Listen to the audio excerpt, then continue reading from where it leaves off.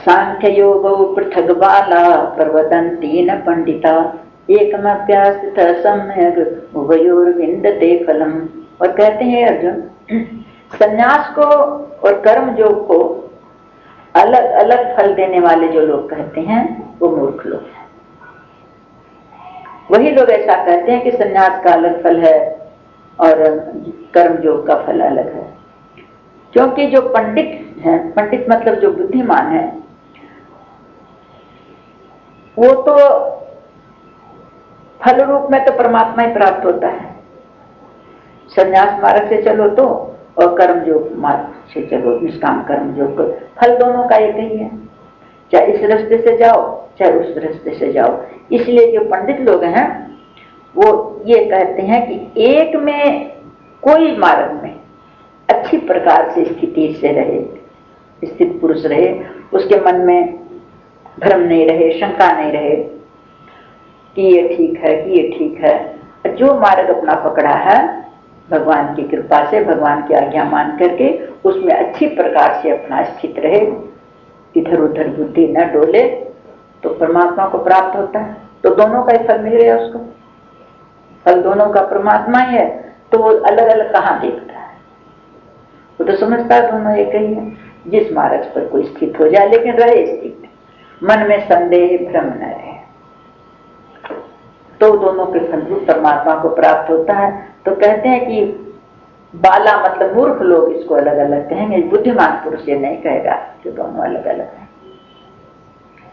यत् सांख्यै प्राप्यते स्थानम तद्योगैरपि गम्यते एकम सांख्यम च योगम च यः पश्यति स पश्यति। कहते कि जो परम धाम परमात्मा, परम धाम परमात्मा ही है, तो जो परम धाम परमात्मा ज्ञान योगियों के मतलब सन्यासियों के द्वारा ज्ञान मार्ग से चलते हैं, उनको उनसे प्राप्त किया जाता है, वही परम धाम परमात्मा का जो कर्म योगी हैं, कर्म करते हुए जो परमात्मा से जुड़े हुए हैं, वो भी वही प्राप्त करते हैं, वही परम धाम। तो इसलिए जो पुरुष ज्ञान योग और कर्म योग दोनों को एक ही देखता है, किस रूप में? फल रूप में, कि फल दोनों का एक ही मिलने वाला है। तो कहते हैं यथार्थ तो वही देखता है, सच्ची बात तो उसी के समझ में आती है। मूर्ख लोग अलग अलग कहते रहते हैं, वो तो ज्ञानी है, वो तो भक्ति में लगा हुआ, भक्ति में क्या रखा है, बच्चों का खेल है, ज्ञानी कह देते हैं। और भक्त लोग कहते हैं कौन उसमें क्या रखा है, भगवान कोई खाली, बोले नहीं, ऐसा नहीं, फल दोनों का एक ही है और दोनों उत्तम से उत्तम है। इसमें कोई ज्ञानी है वही भक्त होगा और भक्त है वही ज्ञानी होगा, ये भी बात है। दोनों एक के बिना एक का पूर्णता नहीं आ सकती। गुरु जी कहते थे भाई ज्ञान भक्ति और कर्म तो तीनों का समन्वय होना चाहिए। अगर भोजन भी बनाना है तो भोजन बनाने का ज्ञान नहीं होगा, क्या क्या उसमें सामान लगेगा, क्या बर्तन लगेगा, आटा दाल घी मसाला, पहले उसको उसका ज्ञान तो होना चाहिए, बनाने की विधि। और फिर क्रिया नहीं करेगा, बनाएगा नहीं तो सामान पड़ा रहे, कैसे बनेगा भोजन? और प्रेम नहीं है तो उसमें क्या रस है? भार होकर के रहेगा, बनाने वाले को भी भारी और खाने वाले का भी मन दुखी। तो उसमें प्रेम का रस भी होना चाहिए और करने की सब ज्ञान भी होना चाहिए और क्रिया भी होनी चाहिए। तो जीवन क्या है? यही तो है, अपने जीवन का लक्ष्य क्या है, परमात्मा क्या है, तो ये ज्ञान भी होना चाहिए। और फिर जिस परमात्मा के से ये सब चल रहा है उसका ज्ञान हो जाए तो उसके प्रति प्रेम भी होगा और फिर उसके लिए जो भी करना होगा शरीर से क्रिया भी होगी, तो शरीर तो क्रियावान हो तो करेगा, फिर उसके लिए सब होगा, समझ में आ जाएगा। तो तीनों बिना तो कैसे हो सकता है? तो तीनों का समन्वय है, सब तीनों मिलके एक पूरा होता है। संन्यासस्तु महाबाहो दुःखमाप्तु मयोगतः योग युक्तो मुनिर्ब्रह्म न चिरेणाधिगच्छति। परंतु हे अर्जुन, कर्म योग के बिना, एक कर्म और योग, कर्म योग हुआ ना, तो योग तो हो गया प्रेम और कर्म हो गई क्रिया, दोनों आ गया ना साथ में।